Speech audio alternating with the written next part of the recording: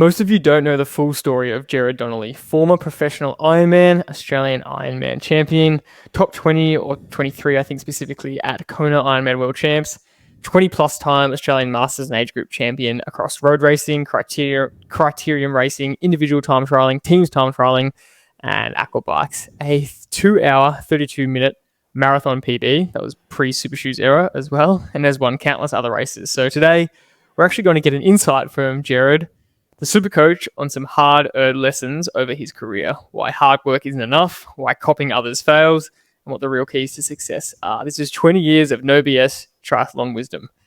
Let's get into it. Dad, welcome back to an episode. I had great fun preparing this with you and going through the lessons and extracting them out of you. So I'm just going to go through. I'll say each lesson, then you give me the story or the example or what the lesson means. So number one, hard work is super important, but doesn't necessarily mean success. What is that lesson about? Yeah, look, I could give an example, and for those who've listened to the podcast a lot, it is important to be having a good work ethic. There's no doubt in my mind that hard work is one of the key ingredients to success, but it doesn't necessarily mean you're going to be successful, because you can work your backside off. And the golfing example is a classic, which I've used many times. You can go to the driving range, you can spend 8 hours a day at the driving range, and you don't get a lesson, and you just keep practicing a hook. You're not going to do anything on the day when it counts except hook, because you've practiced the wrong technique.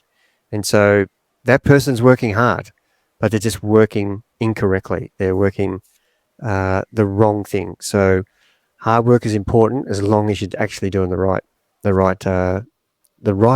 things that are going to get you the success you want. So what are you saying in a training sense? You know, people can train hard, but doesn't mean they're training well. Yeah. So the example for a bike rider is more is better. And if I just go and compete in this race and I really got smashed, and the natural reaction for that competitive athlete is to go, right, I'm just going to train harder. And that's a natural reaction, and I've done it myself. I'm clearly not working hard enough here.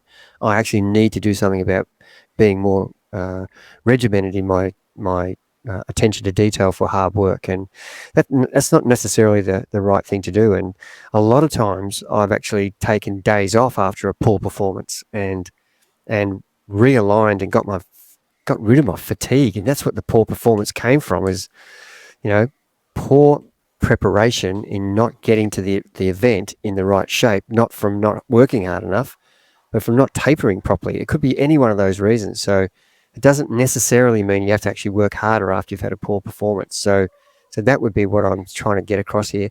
Hard work is so important ingredient, but it's not necessarily the answer all the time. Next one, you need goals for direction, but you need flexibility in that process. What's the juxtaposition there?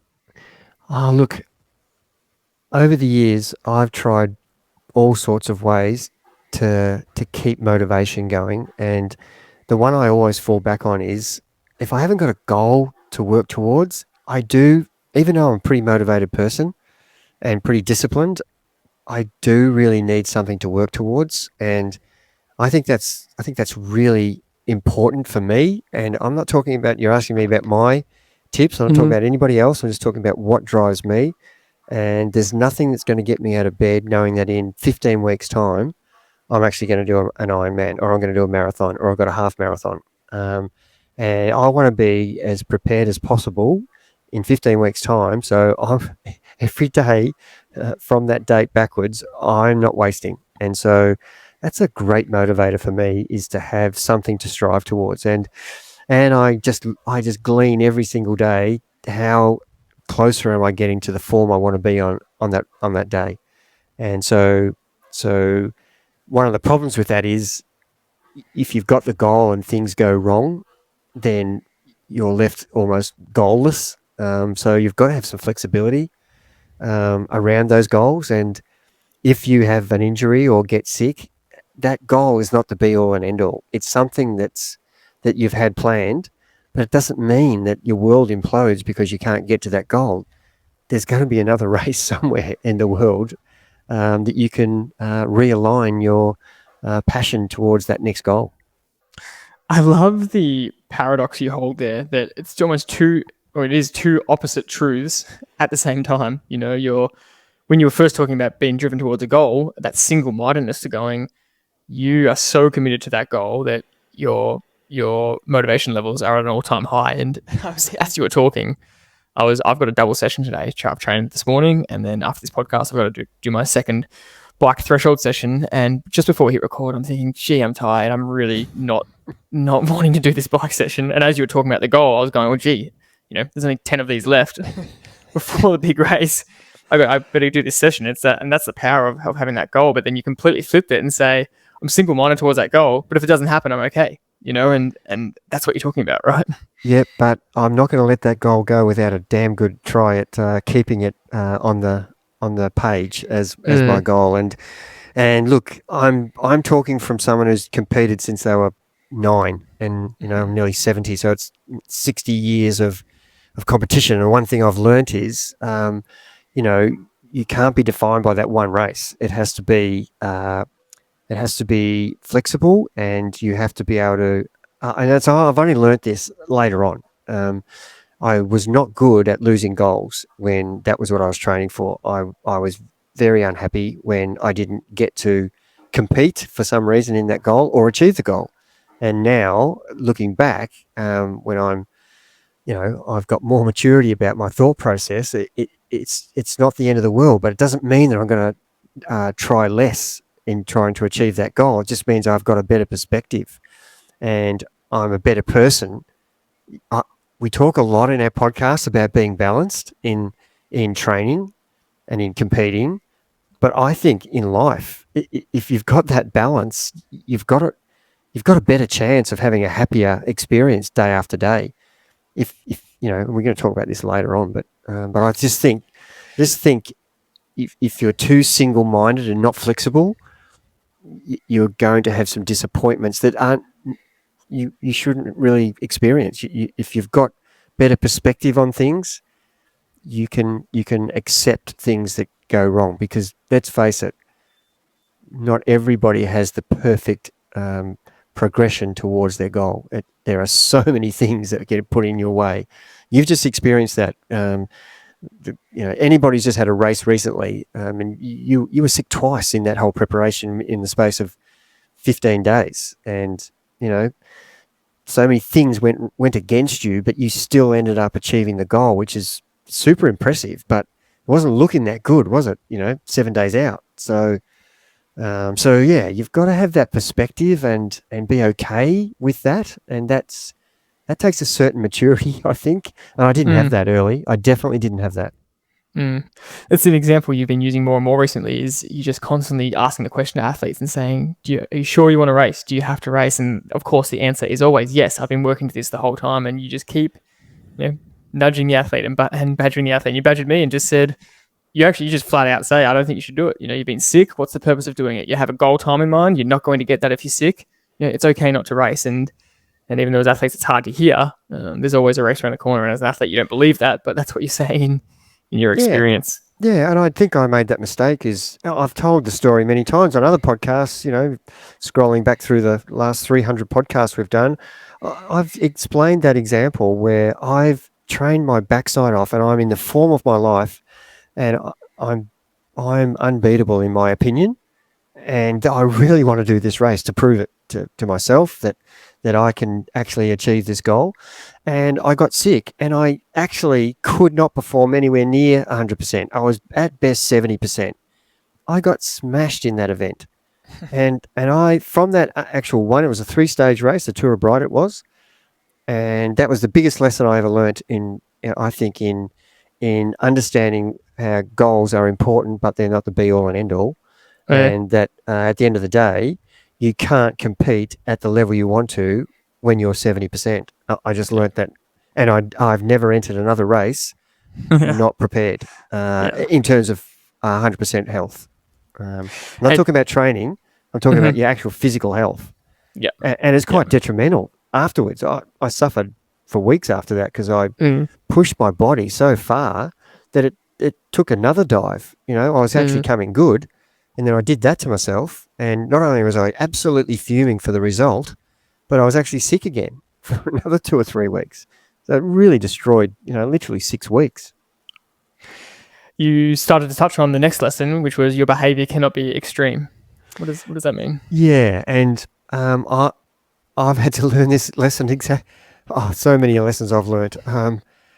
Like, I'm so driven that, I'm not even knowing that I'm knocking people out of the way to get to my destination, and I'm not being a really good human being. And that was me younger.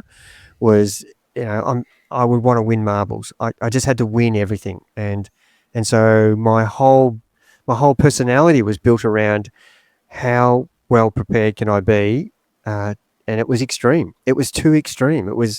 There's no balance in it. And all of a sudden I was not communicating people, losing friendships because I was so driven, and I could still be quite successful if I had a more balanced approach, and it was more enjoyable.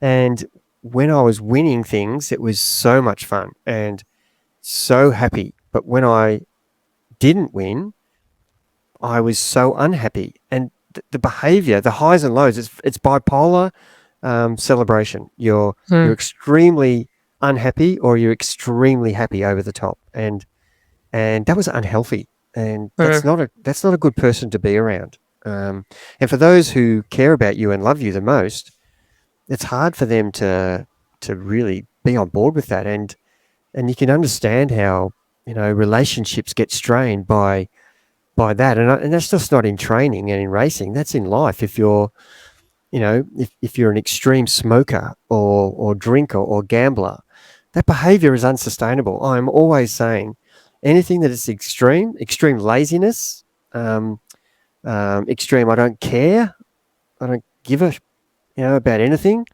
that's extreme behavior. Find a middle ground somewhere so you can actually, we want to enjoy our time on Earth. And I'm forever seeing, people that we love passing away. And, just yesterday, your cousin had a baby. So it's happening at both ends of the scale. And you just get perspective of how quickly 80 years seems to go by. With people will not even understand that sentence. You're in your 30s and you think, I've at least got 50 more years. I've got a lot more time on this earth. And when you get to my age, you start to think, well, I don't have that much more time. I've done 2/3 of my life. Am I making the most of it? So I'm trying to get that behavior to be more enjoyable of your life rather than being extreme. And I'm using the example of sport. And so I feel like I'm a better person to be around now. And I think I was not a very good person to be around as a competitive athlete in my younger days. And your mum's put up with a lot of poor behavior behind closed doors. It's easy to be gracious out in the open, but your true feelings are when you get home, I suppose, when you really feel depressed about things that are not going your way and questioning everything you're doing. So if you've got this extreme behavior of I have to win or nothing, I don't think it's sustainable. And I think you need to really reconsider, what are you doing? And, you're talking to me and asked me questions about when I was a professional. So this was my job and I'm trying to earn an income here. So it's okay almost to be extremely driven because, as you know, in the world of sport, the most successful athletes seem to be the most single-minded people. And even though their behavior is extreme, but if we did take a sample study of, I can't remember who I was watching the other day, one of Australia's best swimmers who is pretty much unbeatable for so many years, is really having a hard time after retirement. Mentally, when she's had that dopamine release of success for 10, 15 years of her life. And I don't remember her name, but wasn't Ariana Titmus, was it? She's still swimming, I think. So okay, yeah. So I think she had a year off. It doesn't matter, but I can give you lots of examples of cyclists, of track runners, of endurance runners, of swimmers, of footballers, of basketballers. There are so many people who've lost their way because they didn't have a balance in their career, even though it was their job. And a lot of the time our podcast is aimed at age groupers, so it's even more important that you don't make this about your performance. It's got to be an extremely enjoyable thing that you're doing, that you want to be healthy and fit, that you've got an opportunity to race, and you're pushing yourself against yourself. As an age grouper, it's different if you're a professional trying to win, like I was. I was being, my future was being determined how much money I could win, even though there was hardly any money in the sport. But that, so the extreme behaviour can be excused sometimes, but it's actually not good enough. That's my hardest lesson. That's extremely powerful, and it's you've talked about that before, but the way you just shared that is honestly one of the best lessons you've ever shared on the podcast, I think. It's a high bar at the start, but the next one is being informed allows for better decision making. What do you mean by informed? I almost feel like I'm at confession here, and it's not easy to be vulnerable in this, but I'm going to try my best. And I think not understanding the requirements is what I'm talking about. And it doesn't matter. Everything I'm going to talk about today can relate to your everyday life, but it's so important in your chosen sport, whatever that is. So if you're not informed about, the example I would give you is, you're going to do a marathon and you haven't bothered to check the course in any part of your preparation. And you may laugh at that, but there's probably 70 to 80% of the people just know they're doing a marathon and they haven't really looked at the details. And a few people I've actually talked to, and the Melbourne Marathon's a classic example. It's pancake flat. And then at the end, it's got hills. And people go, I didn't realise we were going to run up through the Tan. And the Tan's got this climb. And I can't remember how many people told me, I didn't realise we're going up through the Tan. I didn't look at the map closely enough. And so you and I just think that's ridiculous. Everybody should be looking at the course. And that's an example of you not paying attention to detail, not being informed enough. And so you're running a pace that you think will get you the goal you're trying to achieve. And you forget that there's hills at the end, which is going to slow you down 10 seconds per K, which is going to make you miss the goal. That's what I'm talking about. Understanding the requirements of the goal you're setting. And so getting all the information about, what's the wind doing today if you're a bike rider and it's a time trial? What direction is the wind coming from, and how strong is it? What's the chances of weather, wet weather? Am I good in surf conditions as a triathlete? And so you're faced with a race that's got horrendous swim conditions, Have you practiced that? So we're talking about being informed so that you can get prepared properly for the races you're going to do and the training sessions you're going to do, and it'll actually make you able to understand the requirements, and therefore you'll make better decisions about everything because you understand the requirements of the event. And I could just mention so many sports, car racing if you wanted to. Where's the longest straight where I can go 300 k's an hour? How many turns are there? Just knowing information about what you should be doing will help you make better decisions. If you're going to build a house and you haven't checked out that the plasterer, the plumber, the electrician, the painter, the cabinet maker, the floor board guy, the tiler, they add up to 50% of the cost, and you forget about that.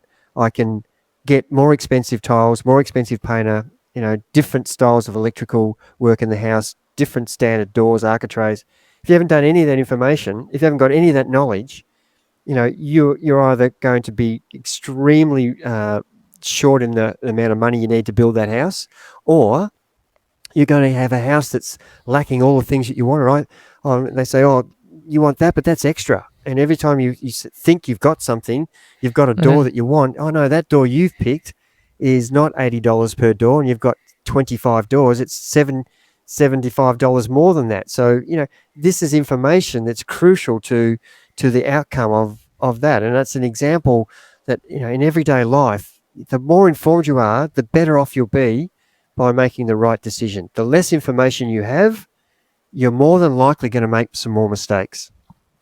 The Formula One example is so appropriate because their races can come down to a tenth of a second or less, and they have a team of 20 plus getting every single bit of data and information possible to help the driver make the best decision to try and wipe off 1/10 of a second, which is absolutely crazy. The next one, I think you wish you had in your pro career, but has become a lot more applicable, or just a lot more. We've gained a lot more knowledge of it the last decade or few years, is that nutrition is more important than most people think. Yeah, and back in the 80s and 90s, we just didn't have the knowledge. And we didn't have the actual nutrition available to us. And I can still remember Professor Louise Burke now. Who we had on the podcast. And she's been on our podcast. She is, in my opinion, one of the gurus of nutrition in sport. And she was a young graduate, I think, at the time, and she did some testing on a group of us here in Melbourne. And she was one of the first people to test endurance athletes with.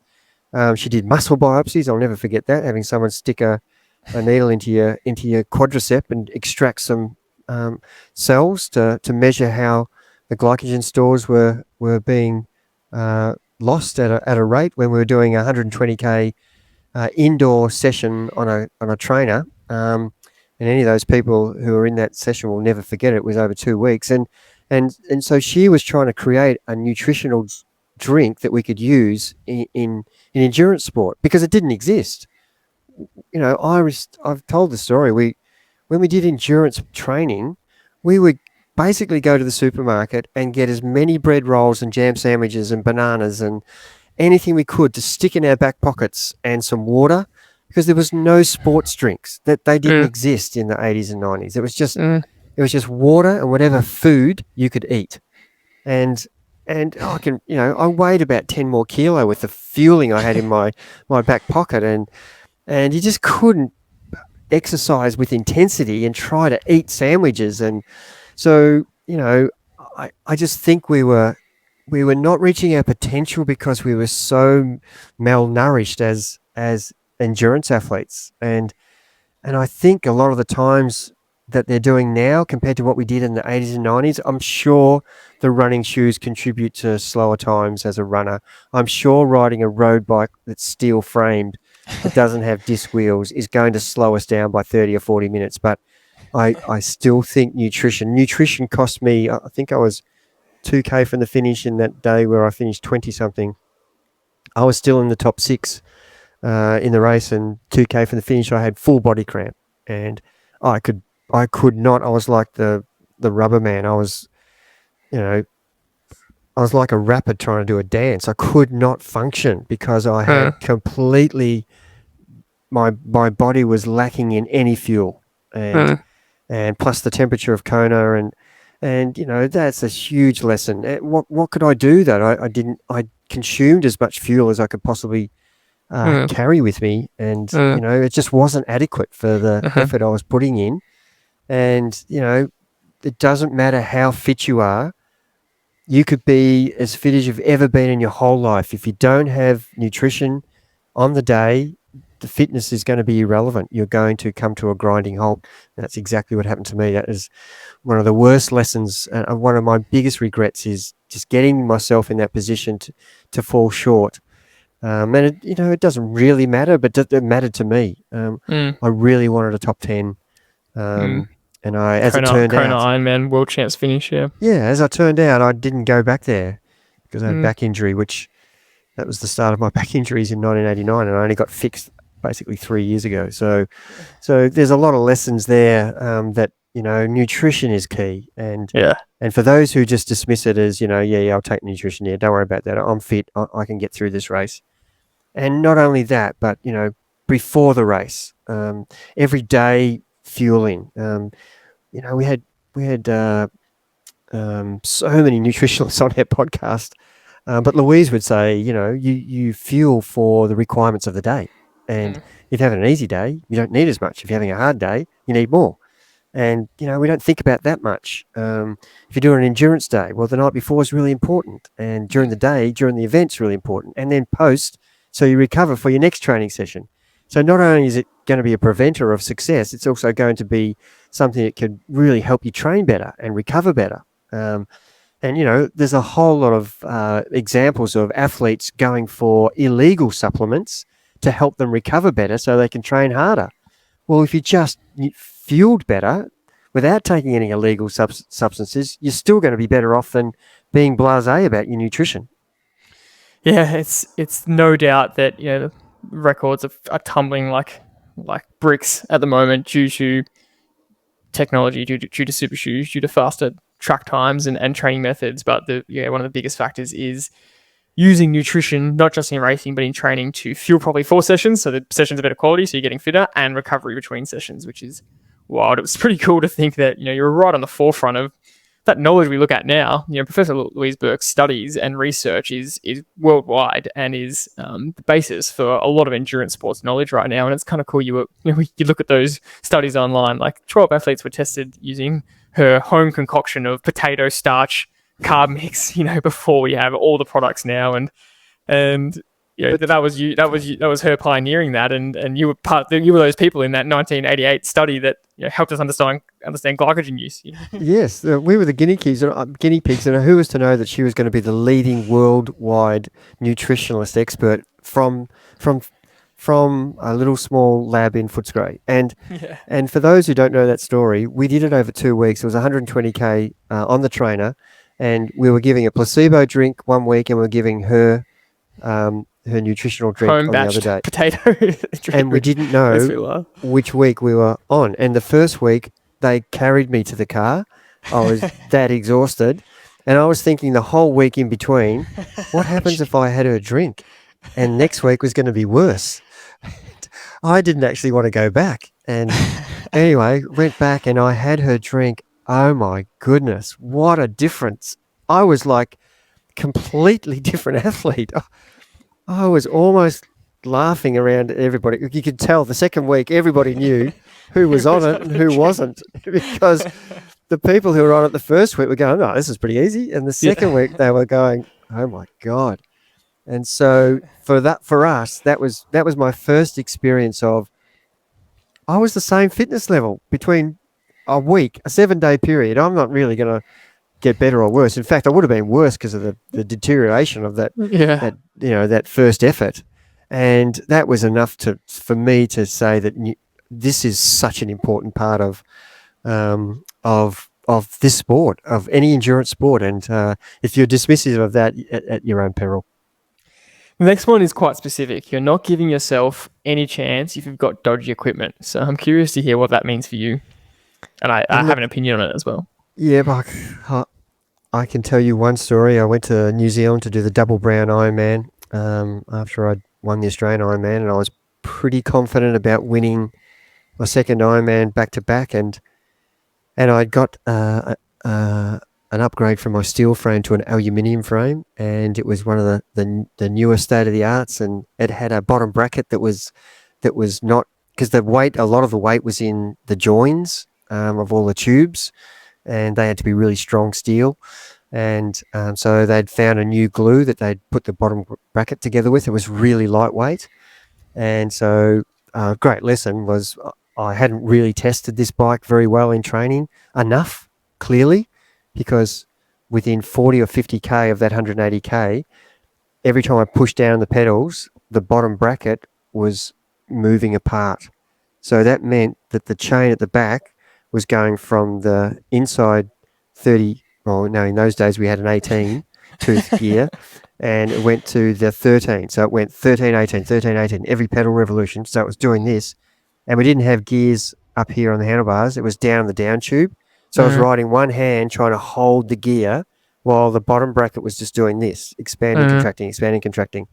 And so that's an example of dodgy equipment that just ruined I'd flown to New Zealand. The whole experience of that was just disastrous.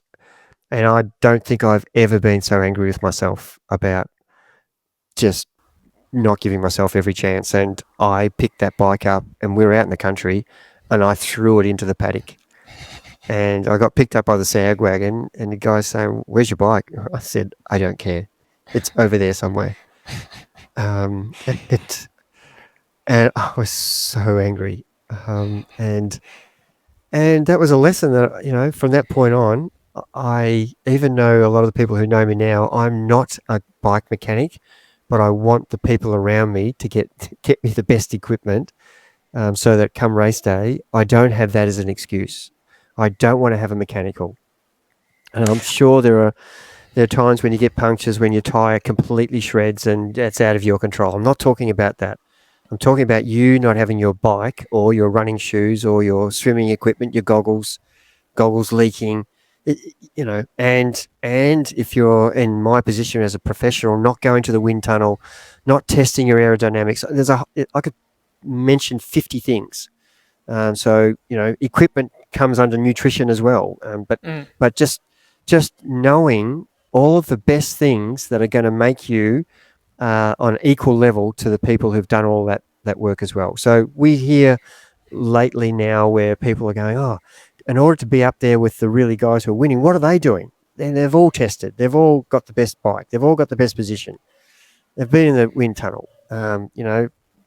You can't be second rate in preparing yourself for your event, and that's what I learned. I think it's important to note here that, watching you exhibit this behavior since I grew up, you're not saying spend on everything unnecessarily. You're not saying you need to go buy the best equipment unnecessarily. You're just talking always about the cost of dodgy equipment and trying to take the cheapest route, or the shortcut ends up costing you in the long term. That's a really big one. And I still remember that, growing up, we would ask for, can we have this toy? Can we have that toy? Can we buy this thing? And it was pretty, most of the time, met with no. But something that was never met with a no was your generosity to go buy new running shoes. Anytime our shoes were worn or needed them, we'd go straight to the running store and we'd get new ones. And that was always so exciting because it's the same lesson. You're just saying, you kids are running full time, basically. You're running, training properly as kids. You need the right equipment, and that's what the lesson's about. Yeah, for sure. The next one is copying other people rather than doing what's right for you. I think this is obvious, but I'd love for you to dive into what you mean here, what this means for you. And look, I'm trying to give examples of, and I think it hits home better.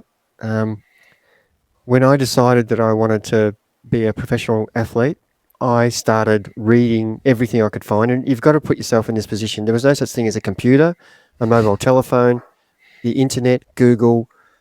It was you trying to go to the library and finding books about runners or cycling or swimming that people had written about. You're trying to find information about anything. And so you end up kind of looking around at other successful people, and that still happens, by the way, today. Uh-huh. You're looking at who's successful and what are they doing. And the Norwegian method's a classic. Okay, whatever the Norwegians are doing, everybody wants to follow. Why? Because they're winners. So the evolution of improvement is because people do something well and then people want to emulate that. And so I started down that track of doing that, and I was relentless. I would look at the races, see who was winning, and go up to them at races and ask them.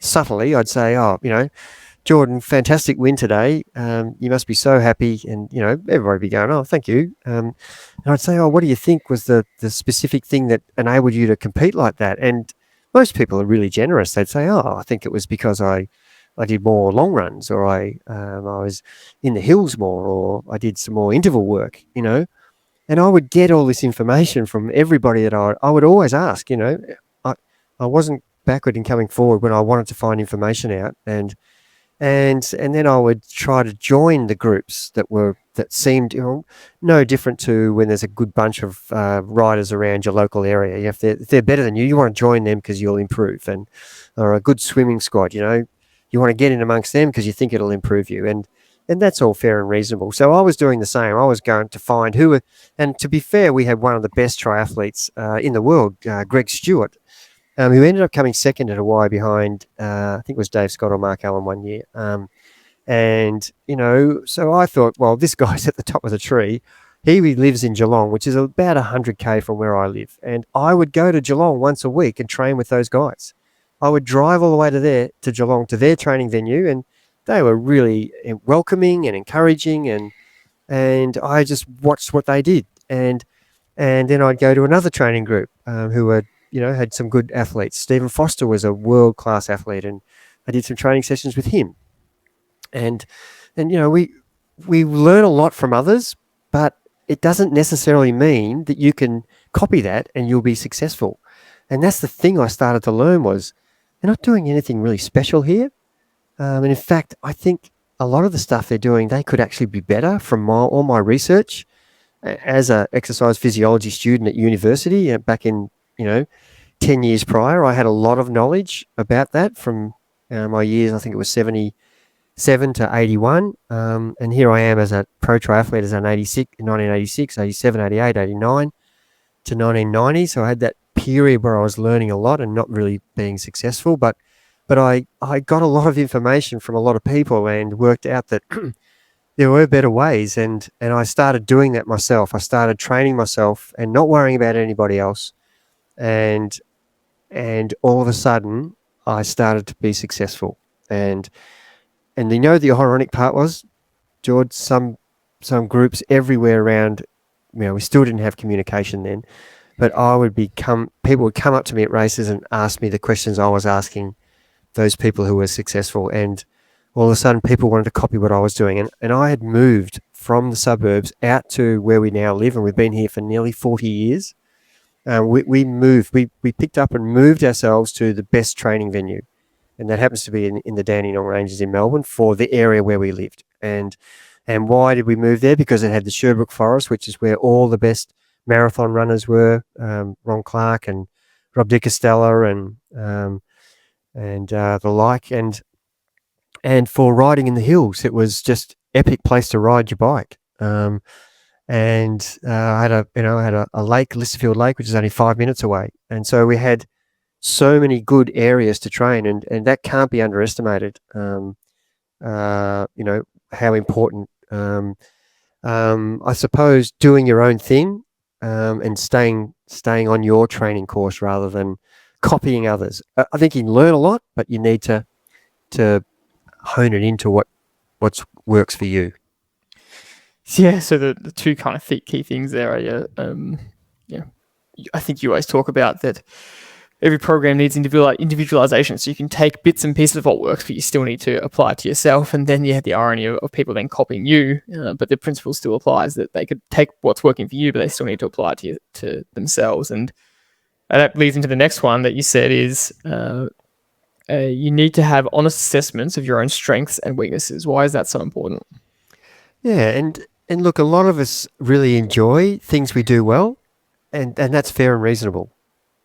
But really, we need to dig deep in the things we're not doing so well. And I think that's the thing that defines a really disciplined, motivated athlete. They're willing to work on their weaknesses instead of enjoying the things that they do really well. And I think that's what I'm trying to say here. If you don't actually understand where you're weak, then how do you work on it? So you need to have a really good analysis of where you are.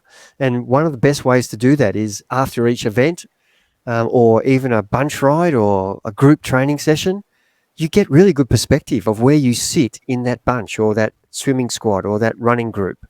You get instant feedback. And I think that's where you should be assessing, geez, I didn't run very well against this group, or, oh, my swimming really sucked today. I didn't have the endurance today. I was really good early, but I really faded. No one else in the swim squad faded. Or on that bike ride today, I got caught out on every hill. I was weak. That's a self-assessment that you should take on board and start to develop areas where you're weak. And if you don't assess yourself, honestly, how are you going to improve? And that comes down to, lots of self-evaluation in terms of race results and the training you did, and your training logs from that era is absolutely epic. Of, there was no training peaks, so you were writing down every single session in a logbook, but when you performed well, you're going, what sessions led to that? When you didn't perform well, okay, what sessions did I do in the previous block? And that was really informing your future decision making.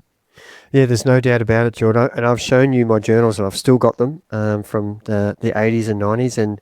And I had a page for each week's training, and I had notes in there about what I did and how I felt, which is what I push every athlete that we coach to do in Training Peaks. It's actually there for you.